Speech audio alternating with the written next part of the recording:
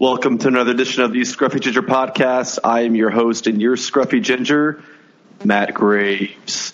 This is episode 17, and by God, it is a beautiful day to be a Tennessee Titan fan. As always, or I shouldn't say always, but per usual, we've got Drew back on the pod. Drew is joining us from his cozy little home out in West Knoxville. And Drew, welcome back to the pod. Thanks, man. It's good to be back, and it always feels good to be back after another big Titans win. I could get used to this. This is okay. So on that point, it wasn't just a great win. We went into Foxborough. I am living way in the heyday. Went into Baltimore and took down the number one AFC team in their own stadium. And that, you talk about that paired with the most dynamic rushing team in the league. We have the best rusher, but they have the best rushing dynamic, meaning Lamar Jackson is a dual threat quarterback and tears up defenses. But big shout out to Arthur Smith. Big shout out to Dean Pease. Bigger shout out to the man who's about to lose his peace, Mike Vrabel, for putting together a game plan that was borderline perfect. I don't know if you have anything you want to say about that. I mean, yeah, I thought the Titans executed once again just as perfectly as they could. They threw a lot of different looks and fronts at Baltimore that seemed to we talked to get out in front of Baltimore early. The Titans did just that. I thought that they were executing it from the get-go, and yeah, it was just a lot of fun to watch. You know, the running the football, the style, the way Derrick Henry does. You know, he's asserted just his will now on two of the best defenses in the NFL. No reason to think he won't be able to do the same against Kansas City. But yeah, it was just a lot of fun to watch. You know, our defense is just really clicking right now. You know, I had said that Tannehill is going to need to have a lot better game, and it was really just a lot of what we saw in Foxborough. Just excellent game management and let your workhorse do his thing. And the Titans didn't have the most yards, but they found ways through excellent defense to put themselves in really positive field position situations the entire game, and they capitalized when they had the opportunities. So yeah, it was just a lot of fun to watch. And we were watching at Drake's with some of my work buddies, and some of our friends were there too. And Drake's just a local bar here in Knoxville. And talk about just a rattling atmosphere filled with Titans fans. For someone that goes there frequently, or at least used to watch the Titans play, it was so refreshing and got me all fired up, pacing around the bar like a lunatic, but seeing a crowd of Titans fans there, all different generations of jerseys. It was pretty cool to see. And mind you, now I'm going to take credit for this win, and here's why. Because unfortunately, Drew, you chose to almost leave at halftime. It's very true. And I had to, what did I have to? I had to buy you a bucket of beer, or I guess split one, to keep you. And by God, I'm glad that I did. That is money well spent. We don't need that juju. But we got over it. We got past it. And we'll be watching it at your house. This game coming up this weekend at your place, which that'll be a fun day. A little nice, relaxing. You and I talked about it earlier. I don't want to be in public for this one. It's too much on the line. I don't want to hear Chiefs fans in the background, giving it to us or just being obnoxious. So if it's a big win, we can all celebrate. If it's a big loss, it's a nice little cozy area. We can go on the back porch and just drink our sorrows away. And But yeah, no, I'm definitely excited about this weekend for sure. It's going to be a nice, relaxing atmosphere, grilling out, make some buff chick dip, and just having a good time. Only inviting Titans fans. Joe Snodgrass, if you're listening, you can't come. Yeah, I've already told that to him to his face. So, but Joe, I know you listen to the pod. Little shout out right here for you. You can't come. If you show up, I'm going to be upset. Well,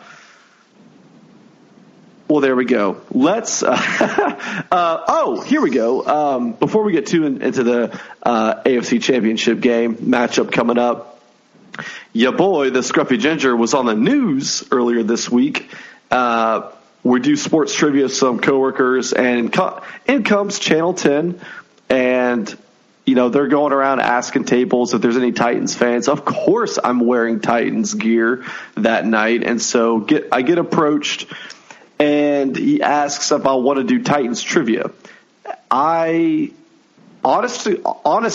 my first gut reaction was, I don't know. I do a podcast talking about the Titans, and if for whatever reason I get caught off guard or I have a brain fart or whatever, like I don't want to be embarrassed on live television. So I was like, I don't know. And he goes, dude, I'm not a Titans fan, and I knew pretty much all of these. So I was like, okay, maybe some softballs, maybe not. Let's test it.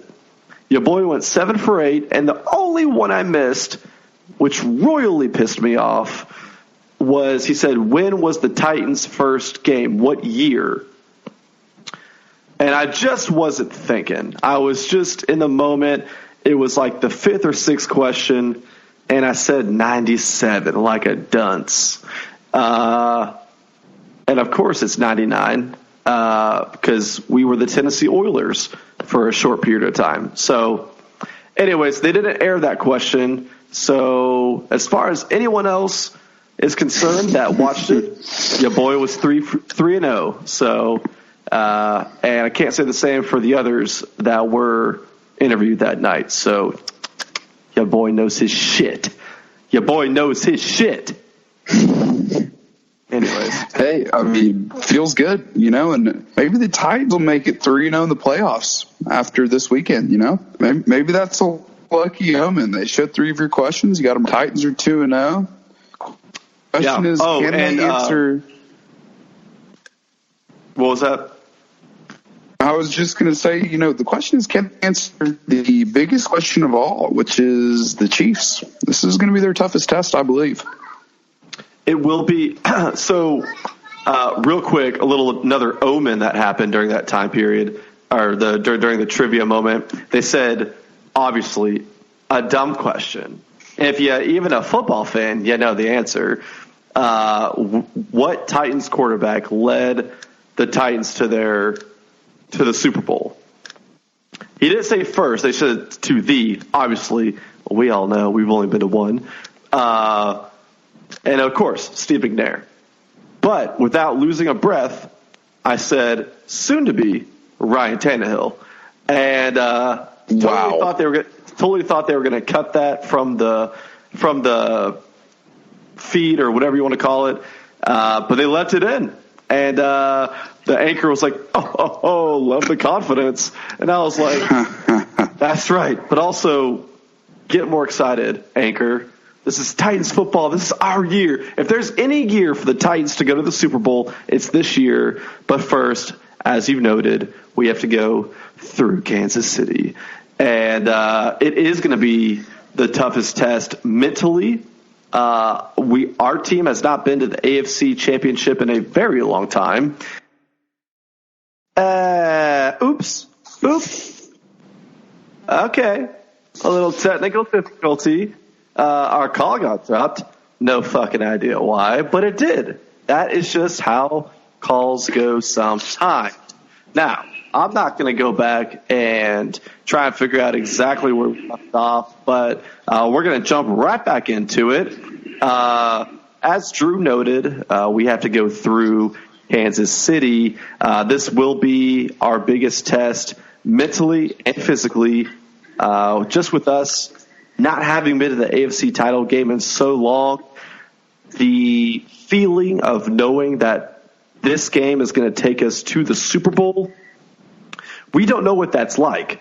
And I'm very curious to know, not curious, but I'm anxious to see how we respond to that kind of, well, just to the moment, with that kind of pressure that the outcome means, holy shit, we could win this entire thing. But Drew, what are your thoughts on this game, just as is? Sure. So just to give the rundown like we like to do, this game is at 3:05 Eastern Standard Time on January 19th. That is this Sunday. Currently, Kansas City is favored by 7.5. Will be interesting to see how that line fluctuates between now and then. I think that's a little high. I'm a little surprised.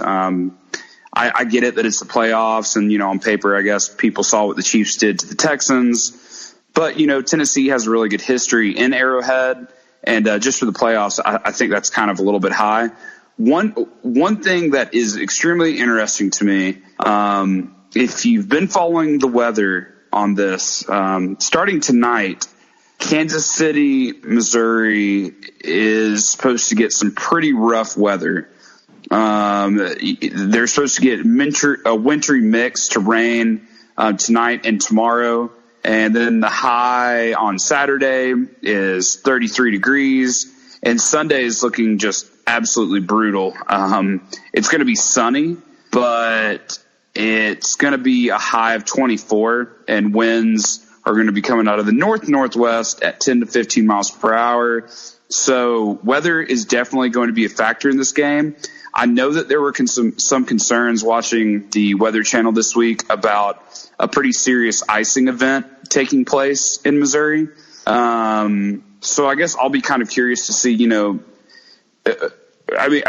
would hate to see, a terrible weather event like that. Ice in particular, can put power down pretty quick. But it's just something to keep an eye on. So weather's definitely going to be a factor in this game. It's going to be cold. It's going to be windy. Could have some lingering ice. So it'll be kind of curious to see what the crowd looks like. Might have some people that aren't able to get to the game. But Arrowhead, for all intents and purposes, should be Arrowhead. So my first thought is, it's been all about stopping the run last week, and now it's kind of the complete opposite, right? So the Titans have to really switch gears. They're going to have to get pressure on Mahomes early and often, because if he has any time to sit back in the pocket, he's going to pick you apart.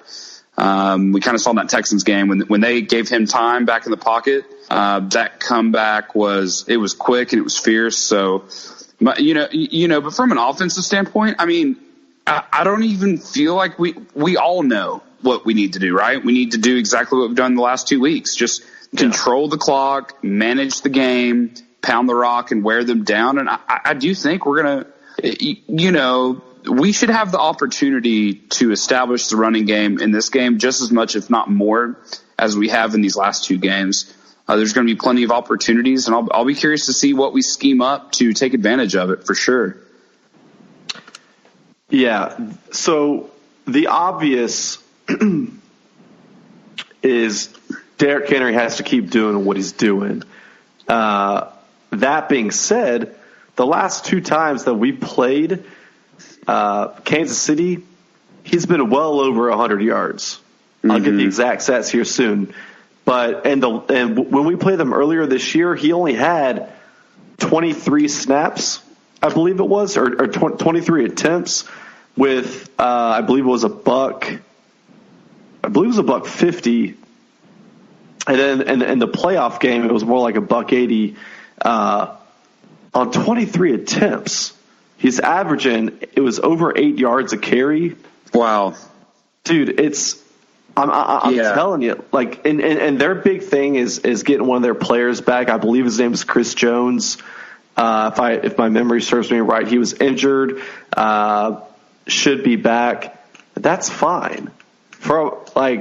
They were a healthy team when we played them. And Tyrann Mathieu, the old honey badger, went to the press and said that during that game in Week 10, when he tried to go tackle Derrick Henry, after that hit, he legitimately thought that his jaw was broken. Wow. Oh, he got hit so hard, the dude thought his fucking jaw was broken. Yeah. I don't think people understand the size and the will that Derrick Henry puts on these defenses. You look at the beginning of the game when he's getting 4 or 5 yards here and there, but dude, it is like hitting a fucking brick wall. Yeah, and I mean the Titans played 2 top 5 defenses and 2 top 5 rushing defenses, and now they're going up against a team that gives up almost 5 yards per carry, 29th in the league, and 126 yards per game, which is 26th in the league. So yeah, I mean, I believe the Ravens, we said, gave up 93 yards per game. We all saw how that worked out. I know that stat was kind of tilted because the Ravens got up on people and had to throw the ball more, but there are going to be, at least on paper, this is the playoffs, so anything can happen, but he's going to have the opportunity to get above that $180 mark again. I mean, the Titans are going to give him the carries and the Chiefs are going to present the opportunities. So, and as we've said, and I think as the nation knows now, he gets tougher to deal with as the game goes on, and he doesn't really seem to run out of gas. One thing, Matt, that I've really enjoyed, we've talked so much, and really before the Patriots game, just kind of about the media's perception of the Titans and the way things were covered. And one thing that I felt that was nice, after Baltimore lost, I felt like there was so much more emphasis put on the things that the Titans did well compared to what Baltimore did wrong. So it was nice to see the Titans covered in that way. And I feel like so much of that has to do with Derrick Henry because people are recognizing him for his ability, for the stats that he's putting up, and for his humble leadership. So I've really enjoyed, since the Ravens game, seeing the Titans covered in a way that, the headline is that against the Baltimore game was that the Titans won, not that Baltimore lost. And I've really enjoyed watching that. And, I feel like we're becoming a franchise that people enjoy to watch. The old school, hardcore, hard-nosed running game is something that, your traditional football fan appreciates. And I think that there's going to be a lot of people that are tuned into this game wanting to see if the Titans can keep this up, because it is refreshing in a way to see this traditional style of football work and work at such a high level. I'm right there with you on the media coverage, man. And almost to a fault, they don't really have a choice now because there's only 4 teams left. And so they have to give us, a fair share of the coverage. But I'm with you. I mean, everything was Titans pulled the upset. Titans, forced their will upon the Ravens. There was, of course, some coverage of, the Ravens, they just fucked up. They didn't have that kind of momentum that we had. And that kind of goes back to what we talked about in the previous podcast of, I wonder what it's going to be like when a lot of these starters who did not play in the last regular season game in week 17, how that's going to affect them for this game. And say what you want, that they're professional athletes, that they will find a way. I get it, but 3 weeks off as far as prep work and preparing for a game, that's going to take a toll on you. I mean, that's and mentally, your body's going to relax. It's not going to have the same get up that you would if you're someone like the Titans who have not missed a week. They keep and like you said, they keep getting better and better. There was one person I want to mention this because I didn't even get halfway through because it was so. It made me so angry. I don't even know if he was a Ravens sportscast guy, but it was before the Ravens game, and he had basically laid out how this style of football that the Titans are running is not sustainable. They cannot keep this up. There's no way that they can keep doing this throughout the playoffs. And he wrote like 30 tweets in a thread in a row, which I got through like 10. I was like, dude, first of all, get a life. Okay, that's way too much effort. Yeah, what are you doing? It's pretty sad. All that just for your team to lose. So this is a good stat. You know, I think that this is something that not everyone's talking about. You talked about this, the way we've been running the football is not sustainable. I think for non-Titans fans, you did probably assume that Derrick Henry is getting the ball, has been getting the ball 30-plus times throughout the entire season. Here we go with some fun little stats. 8 times in 8 games this season, Derrick Henry has only rushed in the teens. The teens. He hasn't eclipsed 20 rushing attempts in 8 games. His first game over 30 yards was 30 attempts was week 17. So this dude, everyone thinks that this guy has so many miles on him that, you know, he's done this week in and week out. There's no way he can keep this up. We're just unleashing the beast at the right time. We have protected him throughout the entire season in our balanced attack of throwing and rushing the ball. And now he's just showing the nation and the world what he's truly capable of. I thought that was really cool. Yeah, that's a great stat. And it just goes to show, I mean, this guy has a lot of gas left in the tank. You know, if you think otherwise, you're fooling yourself.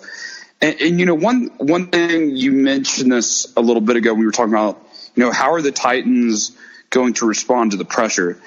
Pressure and all of that is so, to me, it is kind of cliche in the playoffs, but it is true to an extent, right? Because, you know, we saw let's talk about 2 teams that had quite a bit of pressure on them as far as playoff performances, the Ravens and Kansas City. And, you know, 2 teams that had byes, that hadn't played football in a while. And, you know, look at how differently they both responded. You know, the Ravens were not up to the task. They clearly look rattled. They had no answer for the Titans. And then Kansas City, they clearly were rattled by the pressure early and then went on a 51-7 tear and, you know, just completely dominated the Texans. And you know, it's just interesting because you have 2 teams that, at least in recent memory, I mean, the Chiefs for a longer period of time, kind of notorious for just absolutely choking in the playoffs, right? And at home too. So yeah, it's neat. It's neat to me to see the way those 2 teams kind of went down different paths, but I don't think that means that we should expect the Chiefs to just come out and dominate the Titans this weekend based on the tear that they went on against the Texans. Because, you know, they had to spend a lot of energy to go on that run. And in my opinion, all of the pressure, if we want to talk about pressure, it's still squarely on the Chiefs. You know, they've faltered against the Titans a couple times. Obviously, that playoff loss to the Titans is still fresh on everyone's mind. I mean, for Christ's sake, Matt, they have a fan. You know, I'm sure you saw this. They have a fan who is not going to the game for the simple fact that he doesn't want to be a bad omen. And Patrick Mahomes recognized that, you know, the sacrifice, if you will, and said he appreciated it. So in my opinion, Kansas City is kind of living rent-free in their own heads. And I think all the pressure's on them. I really do. I think the way the Titans play or are playing right now, they're not going to turn the ball over. They're just going to keep doing these efficient runs. They're going to slice and dice you, and eventually they're going to hit a big run. And the way Kansas City plays, throwing the ball so many times, I think the opportunity for the Titans to create some turnovers is going to be there. And, you know, It doesn't matter how many total yards you have. We saw that in the Ravens game. They outgained us by almost 200 yards, but the Titans dominated the game in every way. It didn't matter. So, I just really favor the way the Titans are playing football right now over a team that is so dependent on the pass, is going to I would be willing to bet Mahomes will have over 50 attempts, just like Jackson did on Sunday. And I don't really see any reason for this game to turn out any differently. The Titans are hot. They play an efficient brand of football. And as long as they can get pressure on Mahomes, I think that we're going to win this football game. No, I'm with you there. And just going off some Week 10 stats, just to show you the amount of attempts that Mahomes took back then, he took 50 attempts, just like you had said. He was 36 for 50 for 446 yards and 3 touchdowns. Still lost. Anybody, yeah, didn't matter. If anybody in their right mind just looks at that on paper without even knowing who the opponent is, oh right, you're gonna say, oh, the Chiefs Kansas probably City won that game. Right, yeah. Right. Yeah. Go ahead. Well, you're just exactly right. It just goes to show. There is this huge emphasis in the league now that's placed upon passing the football, but ball control and controlling the line of scrimmage, I don't care what year it is, that is the best formula to no doubt win a football game. And I don't think that's changed. And I think stats like that go to prove that. Yeah, and I messed up a little bit earlier. I just flipped them. So Derrick Henry had 23 carries for 188 yards in Week 10 for 2 touchdowns. And Tannehill had 19 attempts, 13 of 19, 181, and 2 touchdowns. One of those came late in the game to Adam Humphries to that would have, at that time, to seal the game. Obviously, the Chiefs had a chance to tie the game with that field goal, which got blocked by Blue. And that's a story in and of itself. But again, Tannehill, he has produced in several games high quality. I guess you would call them just general stats. Put up 250, 300 yards, several touchdowns. But for whatever reason, in the games against the better teams, it's just like Derrick Henry comes to play. Tannehill does too, but we've shown that Tannehill can sit back, be a game manager. The play action pass is going to be huge this week. Enforcing that, throwing it to A.J. Brown, Corey Davis, Jonnu Smith, those players, and Adam Humphries, who is now a full participant in practice this week. We've missed him for several weeks now. So it's not ironic. It's just kind of a coincidence that the week that he comes back is the week that we're playing Kansas City, where he had that game-sealing touchdown. So it'll be nice to get a quick guy in the slot to throw off that defense, to hopefully allow the play action to unfold a little bit more, to get that middle linebacker off his toes, on his heels rather. And it's just going to be so just watching their defense is going to be incredible, because they're going to stack the box. Which they showed a stat the other night. Derrick Henry this season he's first in the league in attempts when stacking the box. He's first in the league in scoring with over 700 yards when the box is stacked, and they were going off of eight people or more. And he has 13 touchdowns off of a stacked box. So that doesn't really mean two shits to Derrick Henry, whether you stack the box or not. But their eyes have to be directed into the backfield. When Tannehill hands that ball, they're going to have to hesitate. because they know the play action is coming at some point. They're going to have to hesitate, and hopefully that creates just enough separation for our receivers to be able to go down, make some plays, and not necessarily score every single time, but just get those 10-yard passes, those 15-yard passes, and then maybe like last week do a Khalif Raymond double move for I believe it was about a 50-yard touchdown. So 45 yards. Matt, do you remember what my bold pick for the Baltimore game was? I don't. Refresh me. I said that Ryan Tannehill would have a play action pass for a touchdown of over 40 yards. And that is exactly what happened.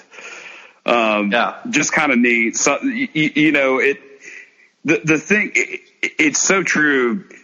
The thing that's been so cool about Tannehill is that he's taken this leadership role and this game manager role on in style, and he's just been so efficient. When we've needed a big play and needed to move the chains throwing the ball, he's done it.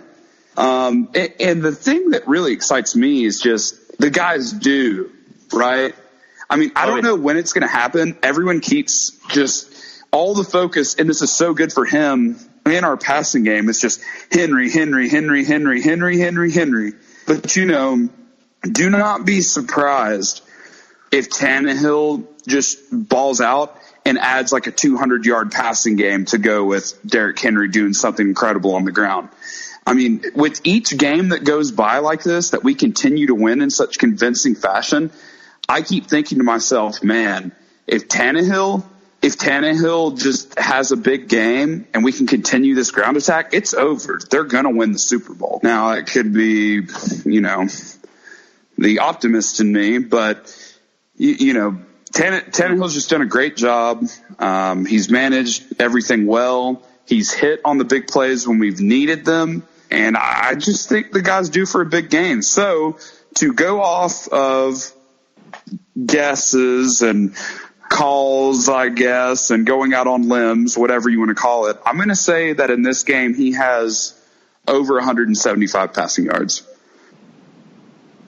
Which, if you go back the last 2 weeks, is actually saying a lot, where he hasn't eclipsed 100 the past two games. And we've still dominated those two teams.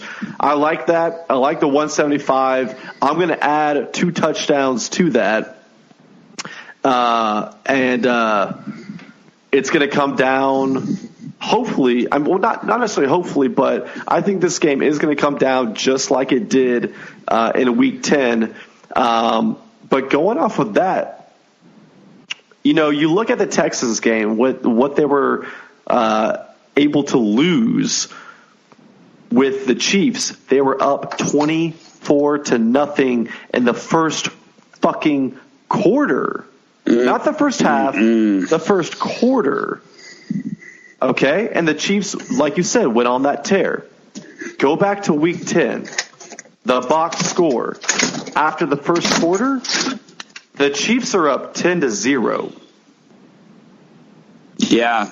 I mean, the Titans have got to start fast, and they've got to get on them early. I mean, I know that the Texans did that, and they lost. But if the Titans can get that running game going and, get the Chiefs rattled, get under the skin of that crowd a little bit, it's going to do nothing but help the Titans, and I think it'll really increase their chances to win. Yeah, I mean, I think either way, whatever the coin flips, I think we're going to get the ball first. I think if we win the toss, we'll accept. If they win the toss, they're going to defer. So I think either way, we're going to get the ball first, and that first drive is critical. But to my point earlier, the Chiefs were up 10-0 in the first quarter. The Titans have it in them to be able to pull out a comeback as well. So for Titans fans out there, just remember that, if the Chiefs were to go up first, that's okay. And you know what? I mean, maybe just as the media is saying that Derrick Henry can't do this back-to-back, I'm not saying that Mahomes can't put up the numbers that he did. All I'm going to say is that he was in a unique situation where he knew the amount of points that he had to go going into the second quarter, he knew he had to put up a career kind of day. I don't think he's going to have that. He's not going to have that kind of score to go off of in this game. I don't believe.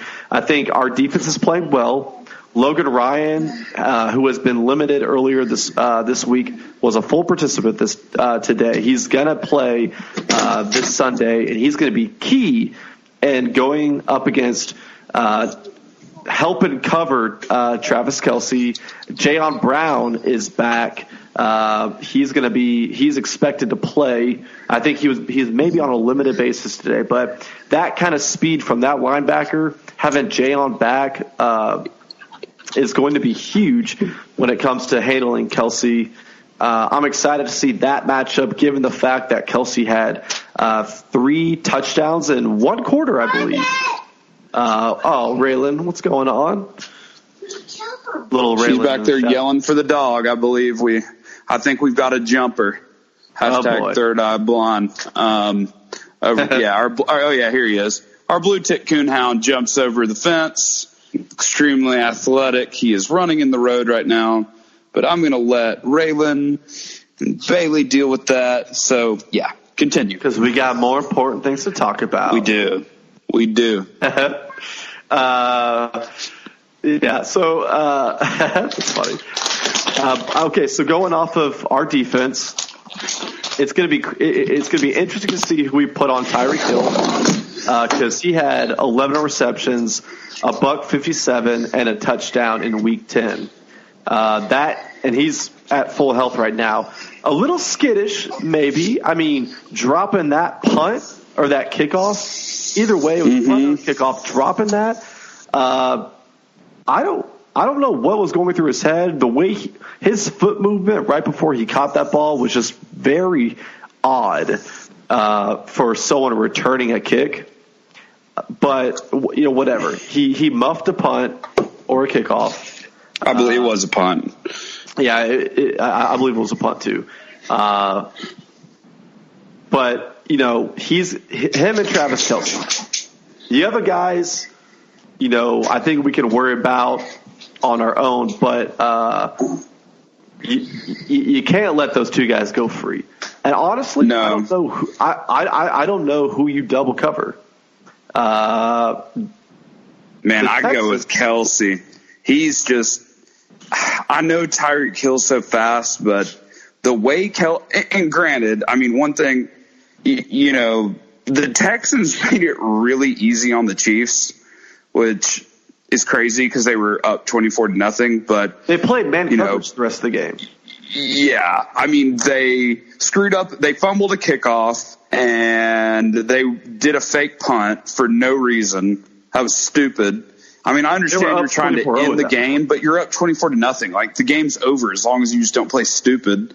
And so one of those drives ended in a 4-play touchdown drive, and the other one was a 3-play touchdown drive. So what you ended up with was an NFL playoff record, 52 points in the first half.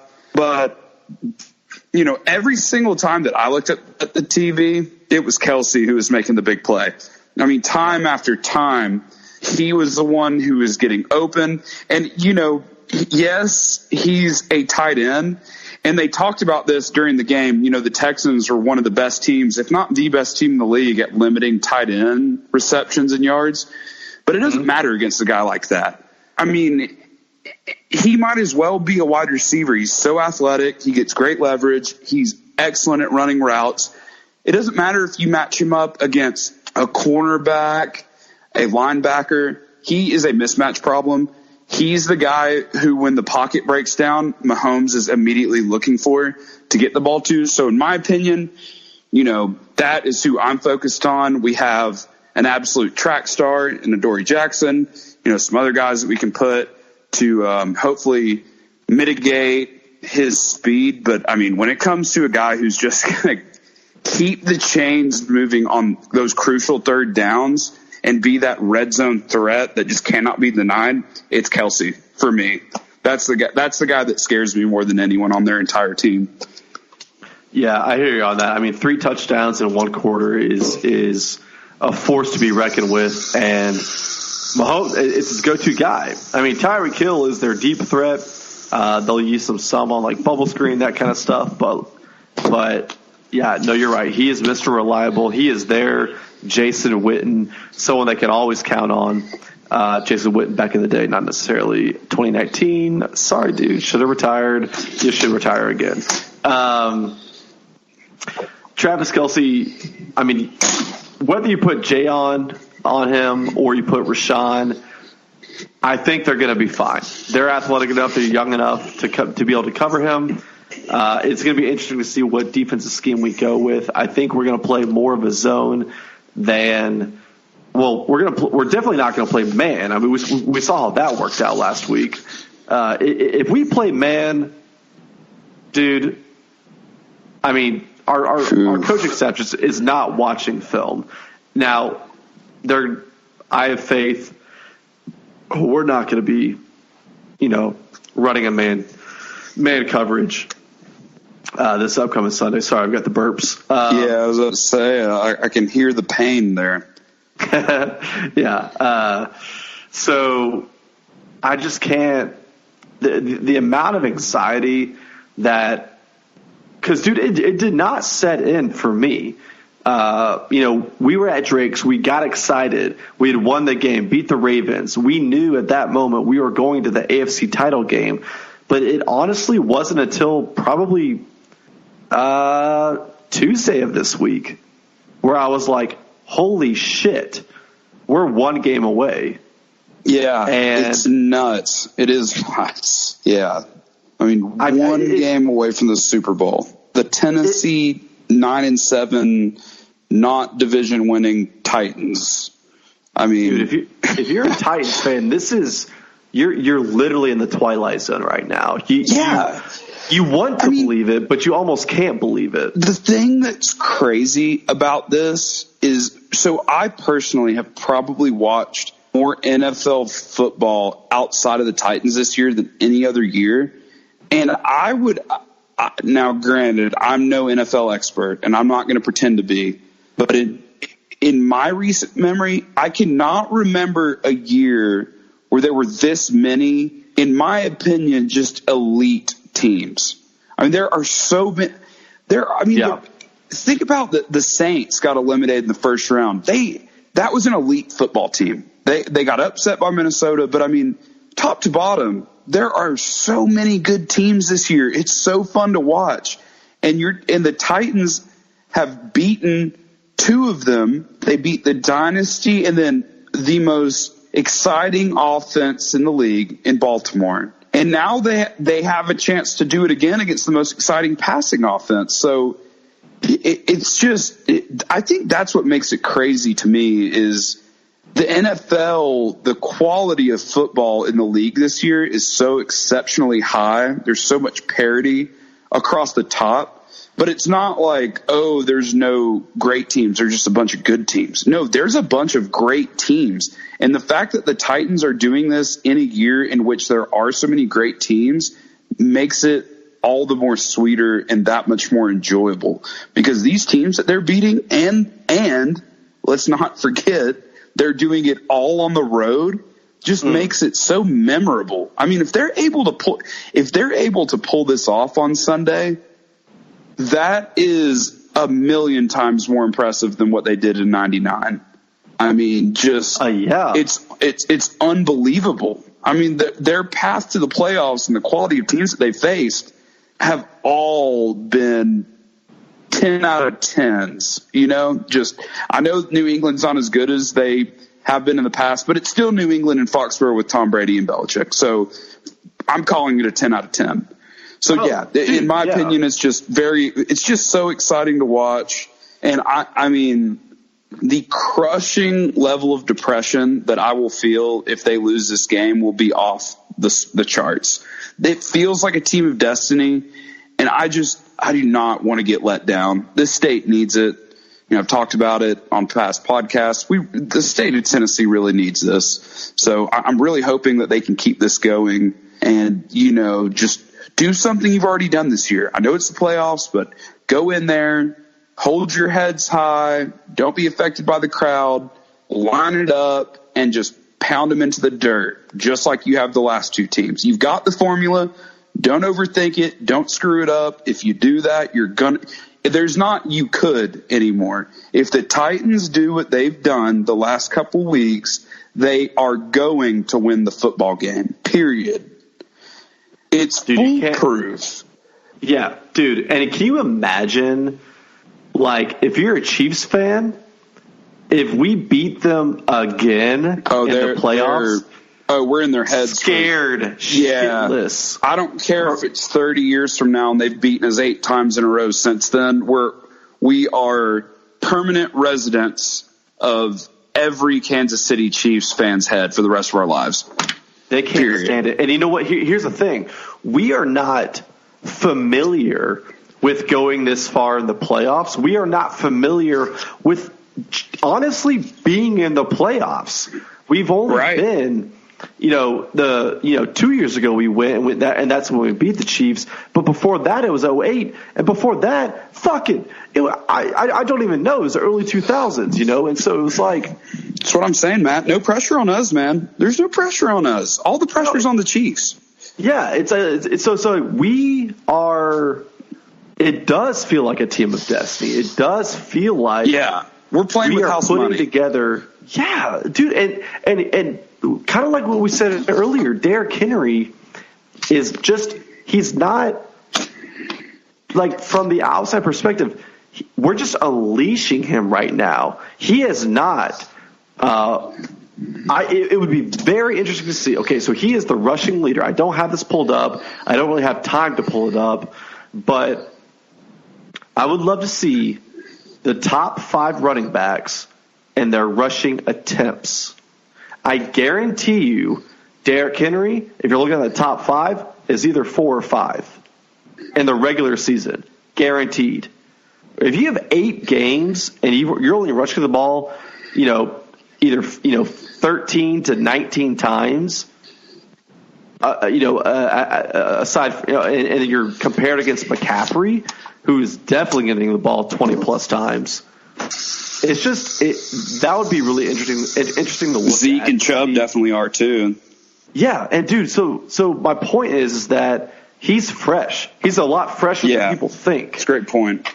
And do the Chiefs, like you said earlier in the podcast, have one of the worst rushing defenses. I mean, worst. They're going to have to put together a miracle day to be able to stop him. And guess what? That's why I think Tannehill's going to have a great day, Matt. Yeah, that's why I think Tannehill's going to have a great day. I mean, if our success had been predicated upon the passing game in the playoffs, I would not be this confident. I wouldn't. Because it's like, it's just one of those things you're like, passing game has an off day, you're done. But if you can run the ball, like Derrick Henry is going to rush for at least 150 yards in this game. You can put that in ink. Okay. Yeah.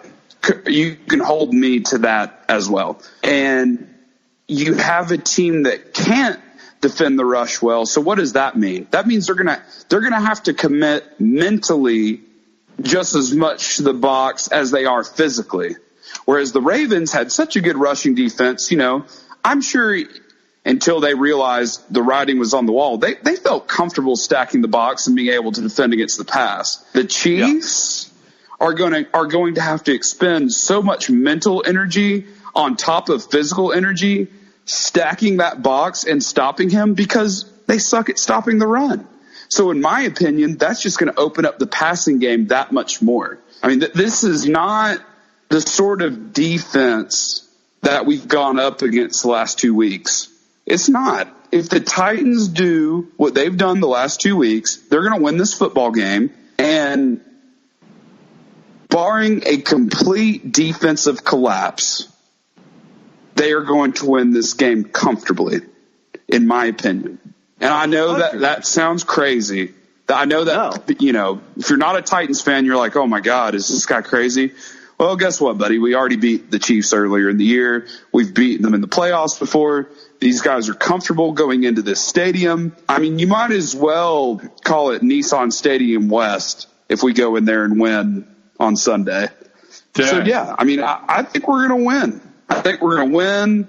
I think we're going to do it comfortably. I'm honestly not nearly as nervous about this game as I was last week or the week before. And it's simply because I've seen the Titans do it against this team. I don't really care that it's the playoffs because I've seen the Titans do it in the playoffs in just as tough environments. So I say bring it on. I think the Titans are going to win this game, and I think that we're going to march right on to the Super Bowl. And then we're going to really run into our toughest test this season because regardless which team comes out of the NFC, that's going to be really, really tough to beat. So that's my honest feelings on it. I think the Titans are going to roll. I 100% agree with you on everything you just said about the Chiefs matchup coming up this week. I do believe that Derrick Henry is going to put up well over 100 yards. He might become the first player. He's already the first player in 3 consecutive games. If he does it 4 games in a row with a $180 rushing, not all purpose rushing, that record, it will never be broken. Ever. There's not that. The teams are few and far between that actually rely on the run. Quarterbacks are the franchise, the team's face of the franchise. Unless you're Tennessee. It's no longer the running back. So it's Derrick Henry is our face of the franchise. And so, we're about it. One thing that's interesting to me, Matt, sorry to interrupt you, is, and I kind of want I'd like to have your take on this. Tennessee is going to sign Derrick Henry. He's not going anywhere. So one thing that's going to be interesting to me is who do they sign or who do they draft to support him and limit those carries? Because I will agree with the guy that said that on Twitter to this extent. This is not sustainable to do through an entire NFL regular season. It's not. It wouldn't be wise. It wouldn't be good for Derrick. It wouldn't be good for the Titans. So I am going to be curious to see who do the Titans sign. I don't know who the free agents are that are coming up. I don't know what kind of deals they could potentially look into working out. I have a pretty good, knowledge about the running backs that are coming out in the college game, but I'll be very curious to see who the Titans take in some way, shape, or another to take that pressure off of him next year. Because I do think that's going to be a position of need from a depth standpoint. Yeah, I think, honestly, as long as you draft somebody, and I would not draft them in the first, second, or third round, maybe fourth, maybe fifth, when you start getting down to those the players that have been overlooked. We just need a guy that has reliable hands, that can be a quality third down back, somebody that can maybe line up in the slot, or do like bubble screens, maybe a quick, agile guy, very similar to the Lindell White and Chris Johnson era. It was the lightning and thunder. Mm-hmm. Derrick Henry. It's funny. He's the perfect storm, not to sound cheesy, but he is thunder and lightning. And so not maybe to the extent that Chris Johnson was, but you know what I mean? Like, he can break away, and he has breakaway speed. So I think as long as we get someone with reliable hands to line up in the slot, to line up in the backfield, to do bubble screens on third down, I think that's all we need. I don't really care where you come from. I don't care what school or what program. Just come in ready to work, and then let's go. I mean, me, you don't draft somebody with the intention of replacing Henry. No. It's just help. Yeah. Right. And if it's late in the game and we're up, somebody that can go in there and get some experience and, running through the tackles on first and second down. But no, and honestly, we might still have that on our roster. I mean, there's some guys coming up that had really good preseasons, and to be honest, I did know their name. It's been too long. I don't keep up with our practice squad or our, Sure. Fluellen. David Fluellen has been on our team for several years, and I believe we just signed him to a 1 to 2 year deal potentially. I don't know the exact details on that, but He's somebody that has always been our second or third string guy, but he's always there. And the reason why is he's a big special teams contributor, but he's a stout guy. He's not the tallest guy, but he's a stout guy. And he would be somebody that can, take the edge off a little bit of Henry. Yeah. A guy that I would absolutely love to see the Titans get somehow would be Edwards-Helaire out of LSU. I'm looking at some mock drafts right now to see kind of roughly where they have him going. He was a junior. He rushed for 1,400 yards. Really dependable hands, just an absolute monster. Had a 4-touchdown game against Alabama earlier in the year. Doesn't look like they have him going in the first round, at least this one I'm looking at on Bleacher Report. They have us getting Julian Okwara in the first round out of Notre Dame, defensive end for what it's worth. But yeah, I mean, that's the sort of guy that I would love to see the Titans get. Just, kind of like you said, that dependable, fire hands, can move the chains, tough, and someone who can complement, Derrick well. As far as speed, I think he's a little bit faster than Derrick, but he's still kind of got that bruiser mentality. And that was one thing that I did. Dion, I think what the Titans have as far as their offensive line, I like the notion of just sticking to hard-nosed running backs. So let's just do that. We have the offensive line for it. We've proven that it works. Let's continue to get guys in that fit the system rather than feeling like, oh, we have to have a speed back. We have to have, something. No, you don't. Just you've got something that works. Let's get guys into this system that are going to benefit from the system.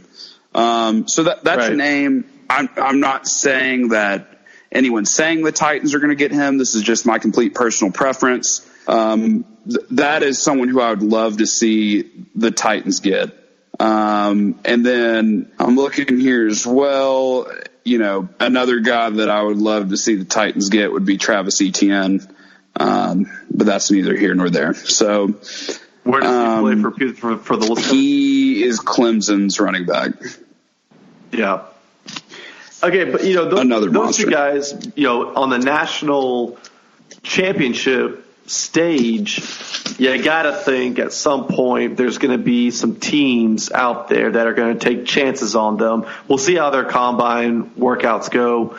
And if they overperform and have good interviews, they could be surprised as people take a little earlier. If you're on the national title team, the LSU running back, I mean, 1,400 yards, you're going to get picked earlier than most people think. So who knows what will happen? It will be exciting to see because especially a team that has gone to the AFC title game, at the bare minimum, you look at the team and what holes do you need to fill?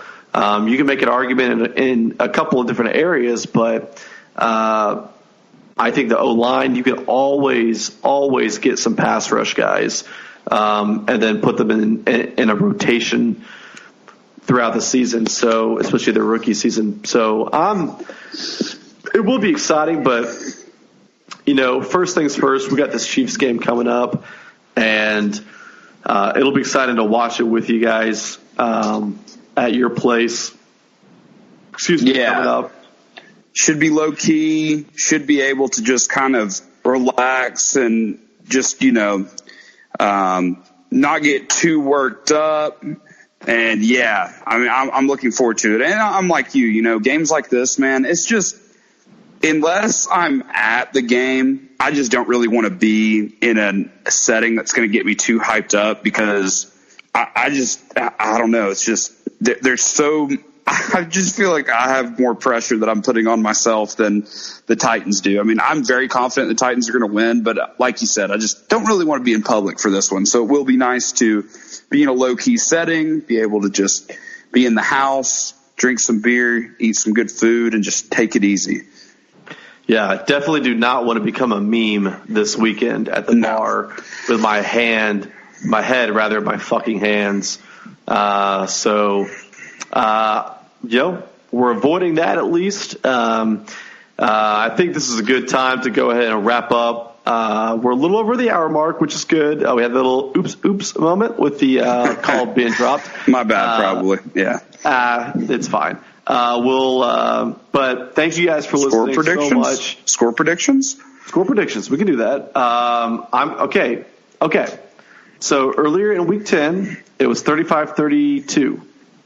Mm-hmm. I do not think that it's going to get that high. I do not think that the Chiefs are going to score as many points as they did last week. I'm going to say, though it will still be close, I'm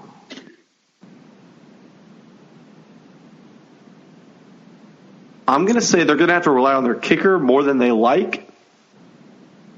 I'm going to say 28-24. Nice. That's a good score. I'm going with 38-24 Titans. I just think everyone's expecting this offensive points outburst from the Chiefs based on what they did last week, which means absolute dick when it comes this week. Titans have the more effective, proven method of winning football games right now, which is pounding the rock. We're also going off of a 2-game sample in the playoffs versus the Chiefs doing it one time in a situation that the Texans, in a lot of ways, completely brought upon themselves with absolutely horrific coaching decisions. So I'm not going to put as much stock into that as everyone else is. The Titans get on the ground early and often. The Chiefs freak out about it. It opens up the passing game. Next thing you know, this game's over. We've each down to 12-pack, and we are freaking out, crying in each other's arms because your Tennessee Titans are heading to the Super Bowl. To the fucking Super Bowl in Miami. And here's the thing. My buddy Jimmy, who's been on the podcast, Jimmy Fanning. If you're still listening, Jimmy, I love you. How you doing? You doing good? Good. Yeah, I hope you're doing really good, Jimmy. You're a great guy. You know, if you have Super Bowl tickets, you know, just get a hold of Matt. And then if you have another one, you know, I love you. And, you know, we should get a beer or 10 and talk about it, you know? Here's the thing. You're not too far off there. He does not have Super Bowl tickets. However, he did, after the Ravens game, buy plane tickets to Miami. Oh, wow. Weekend. So, now, here's the thing for us, potentially. And it's a A1A cruise down there? It's a big commitment. But I would say Allegiant flies to Miami. Yes, round they do. Trip. TYS just added that. Wow. Round trip. We're about 150 that weekend. Round trip. That's so redneck and awesome. Now, I will say 150. This. I will say this. Tickets? Not going to happen.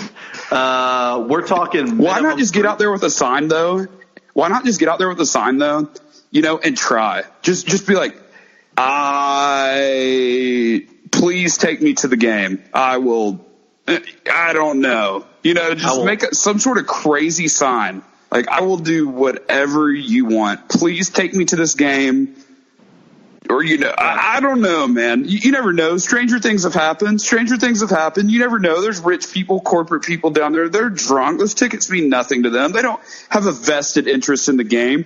They see a couple strapping young gentlemen down there in Titans gear, you know, looking like a couple wide-eyed boys just raring to go. And they're like, you know what? I am 12 Weller 12s deep. I'm going to take these guys to this football game. You never know. It could happen. Why not us?